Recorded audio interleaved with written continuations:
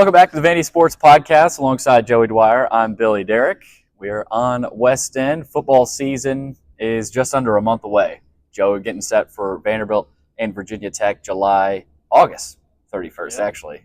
July is over, but we're beginning our position preview series, and we're starting with the quarterbacks. We'll be releasing these probably twice a week sort of thing. Obviously, we're going to start offensively with the quarterbacks. Joey, we got a lot different room this year. Totally different room, totally different skill sets. Diego Pavia comes over from New Mexico State. Nate Johnson from Utah, who's not as experienced, of course, as Nate Johnson, but as Diego Pavia, but a lot of talent in his own right. And then you've got Blaise Berlowitz from New Mexico State, as well. Drew Dickey, who's been here, the sort of the veteran at Vanderbilt in the room per se. And then a couple of freshmen that we've talked about a good bit, but obviously won't factor in a whole lot this year. But as a whole, how does this quarterback room feel different than last season? And what can we expect just stylistically? Because this is a totally different room, talent-wise, skill set-wise, than we saw last year. For sure. I think that's the biggest thing to me is just the kind of skill sets they've recruited is much different. Diego Pavia, obviously a lot different than the guys they had last year with A.J. Swan and Ken Seals. Those guys couldn't really move the pocket, couldn't really run for themselves. Diego Pavia ran for a ton of yards last year. Nate Johnson would have if he started every game for Utah. He probably is the fastest guy in the room. Their quarterback room is way different than it was last year, but I think it fits what they want to do. And what they want to do, I think, is a lot better for Vanderbilt specifically than what they did last year. And that's my source of optimism for the offense is that they're better suited in terms of what they have and what they're doing than they were in previous years. You look at the skill sets, Diego Pavia, I don't know if he has the strongest arm in the room. I think he's one of the better processors in the room. He knows the game. He's been around it. He's a leader. I think that's a strong candidate to win the job. I would say heading into camp probably had the leg up in my mind, knows Tim Beck, knows the scheme, knows Jerry Kill. He's been Tim Beck's guy forever, right? Nate Johnson, though, I thought got better as the spring went on. I think today was really good relative to what I had seen from him. So I think Nate Johnson probably out of the room has the highest ceiling. I think he's probably the most talented guy they have. Pavia, obviously, the arm strength's a question. Hasn't performed in some games against Power 5 teams. Nate Johnson has done it. So it is interesting for me to see that competition. I think it's a little closer than people would imagine. Yeah. I think people are willing to write off Pavia as the starter. I'm not quite there yet. The other two guys are in the mix. I don't know that they're as stronger candidates. Dickey, I think, has really good processing ability. I don't know if he makes 100% of the throws that they need him to make. Berlowitz, I think, held on to it a little bit too long at times, and the throwing motion concerns me a little bit, but, man, he can really make the throws. And then the freshmen, talented guys as well. I think both of them are better quarterback recruits than they've gotten in the past. So I think it's a deeper room, and you say that about a lot of these rooms, but I think maybe they don't have the top end. I think that's still wait and see for me that they've had under Clark Lee, but I think it's a deeper room than he's had, and I feel decent about it relative to kind of how I thought I would feel about it going into the fall. Yeah, my thing is the quarterbacks last year didn't seem to fit totally what Joey Lynch and the offense wanted to do. Neither did the receivers, neither did the offensive line. Nothing ever truly meshed together. This year, it feels like there's more cohesion.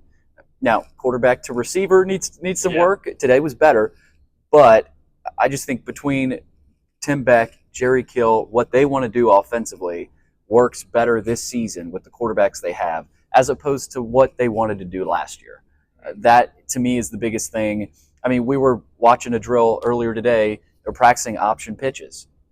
Never did that last year, right? They were in a circle. Quarterbacks were tossing it back to each other. I mean, working on option pitches. So that obviously is something that, before fall camp and even spring ball even started, we had talked about probably going to see some of that. Diego Pavia did that at New Mexico State. Nate Johnson did a little bit of, it's easy to see. You can turn on the tape and watch that you saw some speed options with Nate Johnson. You saw some options in a lot of different things with Diego Pavia and Tim Beck at New Mexico State. But the level of toughness as well, like last year Swan was not a proven commodity, right? Played a little bit a year before, but there wasn't anything you could really hang your hat on as, okay, here's exactly what we're getting this year, right? This year you've got that in Diego Pavia. He has put 3 or 4 pretty good years of college football together, specifically last year and even the year before that. at New Mexico State. And Nate Johnson, not as proven, but maybe the most talented guy in the room, right? Just pure speed. I mean, we've seen in the new video game, he's the fastest quarterback in the game, I think. And not that that actually matters, but I mean, that tells you his speed and quickness is a weapon. So we talked about this today, and this is just conjecture, but Joey, I would not be surprised if you see a little bit of Pavia and Johnson in at the same time, right? And that's not even really based off what I've seen in fall camp. That's just like looking at the past with these two guys and Tim Beck's past as well. Like when you talk about this room, you have to talk about Tim Beck and what he's done in his past as well as a longtime head coach and with Jerry Kill as well. So I like how you mentioned the mental side of it as well with Pavia. Feels like he processes things well, especially so far in fall camp. May not have the strongest, sexiest arm, but he's got the mental intangibles, I think, and we know his physical toughness. I think Johnson maybe has to develop that a little bit more, those mental intangibles, especially when we talk about familiarity with the offense. Mm-hmm. But, I mean, you can't go wrong with Pavia and Johnson. Either way, it's just which guy steps up, right? I mean, this is a very important next 4 weeks or so. Yeah, I think those are my two in the competition. And Clark Lee did say it's anyone's ball. Said there's going to be 4 guys kind of in the mix. I think the freshmen, their reps are pretty indicative of where they're going to be. I don't think they're going to get a whole lot of them. And I don't think they're going to be guys who get on the field much, if at all, this year. It's going to be Dickey, it's going to be Berlowitz, it's going to be Johnson, it's going to be Pavia. And I've got Johnson and Pavia as the two guys kind of leading the competition. They couldn't really be more different, Billy. Johnson, I think, obviously not as proven, like you said, but super talented, looks the part. Pavia doesn't look the part as much, but mentally seems to be all there. And I'm not saying Johnson isn't, but Pavia is the guy who is clearly a leader for them. He's clearly a guy that they want to have their other guys feed off of. Mm-hmm. And I think if one of them can just be good enough and with their arm and can throw it and distribute and then take advantage of their legs, they've got a chance to have a better offense than they did last year. And I guess it's not that hard to have a better offense than they did last year, but I do think this fits better, and I do have some optimism that they could be more productive. And I think it helps that both of them are here together. Mm-hmm. We talk about some of the potential negatives. Well, what if Pavia, overtakes the starting job, and how does that make Nate Johnson feel? Well, as a coach, you can't think about that. You got to think about the positives. Well, what about having Pavia and Johnson in the same formation? Or, there's some positives to build on with them both here as well. And I think if you're Vanderbilt, you have to look at that. And competition breeds character. These guys are going to get better, too, in this room.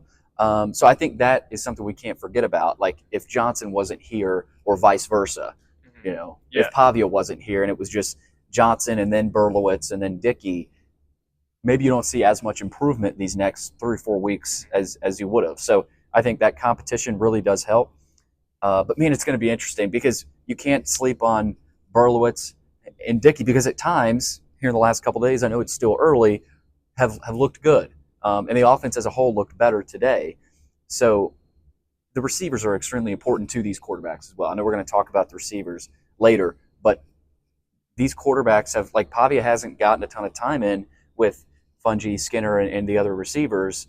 Nate Johnson has a little bit more, but even Fungi wasn't at spring ball, right? So these next 3 or 4 weeks, to me, Joey, how do these quarterbacks build that rapport is going to be really important as well. Yeah, I think Johnson's gotten a lot better since I first saw him here. I just obviously can't give many specifics, but I feel like he is better than when I first saw him. Has kind of ascended, and I think that's a positive sign for Vanderbilt because if all goes right, he could be a really good quarterback for you. And that's how I feel with him. I'm higher on him than most, I think, just because looks the part, seems to have the arm talent, can really run, has another gear that nobody else on the team, or at least in the quarterback room, really has. Diego Pavia, though, proven commodity, at least at a lower level. He's had one good game against the Power 5 opponent. So that's another question for me about him is, is it a consistent thing or was it kind of just a one-off game? And I think the schemes are more of a consistent thing than the skill sets we've seen from their guys. Those guys have to prove it at the Power 5 level. So we'll see. But those are my two guys. And I think it's a little closer than we would think. It's close. It's close. And I think the consensus is what you just said, Johnson and Pavia. But you've got Berlowitz and Dickey right there behind him competing as well, and a couple of pretty talented freshmen.